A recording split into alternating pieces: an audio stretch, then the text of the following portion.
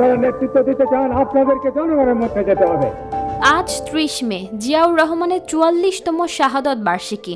বাংলাদেশের ইতিহাসের এক বেদনার দিন। ঠিক ৪৪ বছর আগে ১৯৮১ সালের এই রাতে চট্টগ্রাম সার্কিট হাউসের একদল বিদ্রোহী সেনা সদস্যের হাতে নির্মমভাবে নিহত হন শহীদ রাষ্ট্রপতি জিয়াউর রহমান। তখন তার বয়স ছিল মাত্র ৪৫ বছর।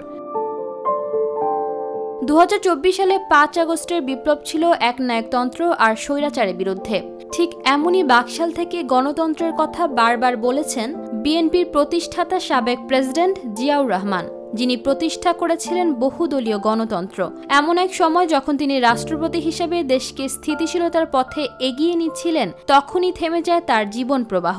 জুলাই পট পরিবর্তনের পর আবারও যখন আলোচনায় গণতন্ত্র, ঠিক তখনই দলের প্রতিষ্ঠাতা ৪৪তম মৃত্যুবার্ষিকী পালন করছে বিএনপি। আজকের এই দিনকে ঘিরে বিএনপি পালন করছে শোক ও শ্রদ্ধার কর্মসূচি, যা ৮ দিনব্যাপী নানা আয়োজনের মধ্য দিয়ে স্মরণ করা হচ্ছে এই ক্ষণজন্মা নেতাকে।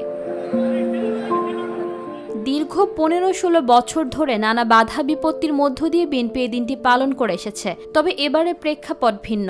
আজকের এই দিনে বিএনপি সহ অঙ্গ ও সহযোগী সংগঠনগুলো সারা দেশে পালন করছে আলোচনা সভা, দোয়া ও মাহফিল, বস্ত্র বিতরণ ও গণভোজের মতো কর্মসূচি।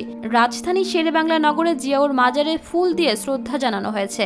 দলের কেন্দ্রীয় কার্যালয়ে অন্যান্য ইউনিটে অর্ধনমিত পতাকা ও কালো পতাকা উত্তোলন করা হয়েছে। প্রকাশ হয়েছে স্মরণমূলক পোস্টার ও পত্রিকার বিশেষ ক্রোড়পত্র। দলের মহাসচিব মির্জা ফখরুল ইসলাম আলমগীর এক বাণীতে শহীদ জিয়ার রুহের মাগফিরাত কামনা করেন এবং বলেন, তার জীবনাদর্শ থেকে অনুপ্রেরণা নিয়ে দল এগিয়ে যাবে গণতন্ত্রের পূর্ণ প্রতিষ্ঠার পথে। আজকের এই দিনটি শুধু রাজনৈতিক এক নেতার হারানোর দিন নয়, এটি ইতিহাসের এক গুরুত্বপূর্ণ বাঁক। জিয়াউর রহমানের জীবনের মতো তার মৃত্যু বাংলাদেশের রাজনীতিতে রেখে গেছে গভীর ছাপ। ইশিতা রহমান, নিরপেক্ষ নিউজ ডেস্ক।